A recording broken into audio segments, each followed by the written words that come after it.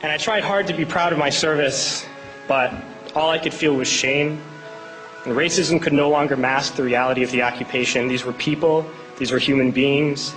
I've since been plagued by guilt anytime I see an elderly man, like the one who couldn't walk, who we rolled onto a stretcher and told the Iraqi police to take him away. I feel guilt anytime I see a mother with her children, like the one who cried hysterically and screamed that we are worse than Saddam as we forced her from her home. I feel guilt anytime I see a young girl, like the one I grabbed by the arm and dragged into the street.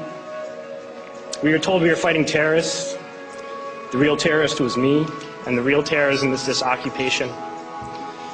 Racism within the military has long been an important tool to justify the destruction and occupation of another country. It has long been used to justify the killing, subjugation, and torture of another people. Racism is a vital weapon employed by this government. It is a more important weapon than a rifle, a tank, a bomber, or a battleship. It is more destructive than an artillery shell, or a bunker buster, or a Tomahawk missile.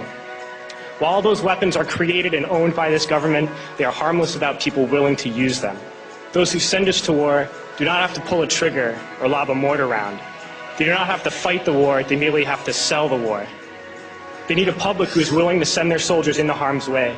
They need soldiers who are willing to kill and be killed without question.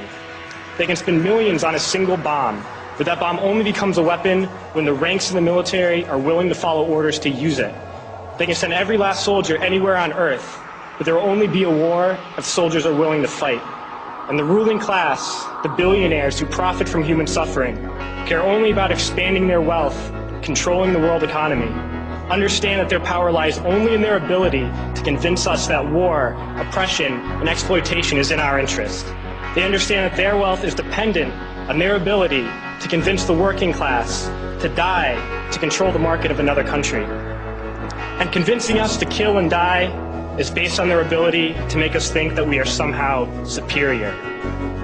Soldiers, sailors, Marines, airmen have nothing to gain from this occupation.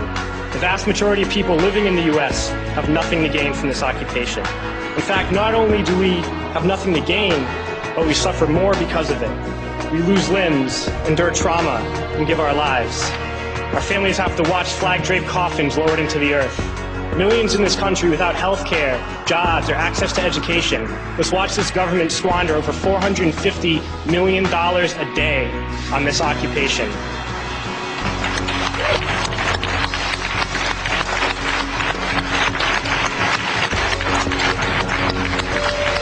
Poor and working people in this country are sent to kill poor and working people in another country to make the rich richer.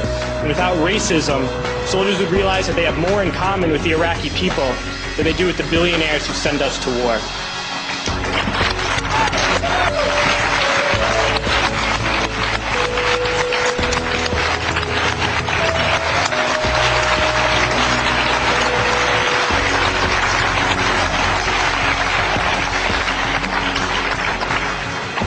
I threw families onto the street in Iraq, only to come home and find families thrown onto the street in this country, in this tragic and unnecessary foreclosure crisis. We need to wake up and realize that our real enemies are not in some distant land. They're not people whose names we don't know and cultures we don't understand. The enemy is people we know very well and people we can identify. The enemy is a system that wages war when it's profitable. The enemy is the CEOs who lay us off from our jobs when it's profitable. It's the insurance companies who deny us health care when it's profitable. It's the banks who take away our homes when it's profitable. Our enemy is not 5,000 miles away. They are right here at home. If we organize and fight with our sisters and brothers, we can stop this war, we can stop this government, and we can create a better world.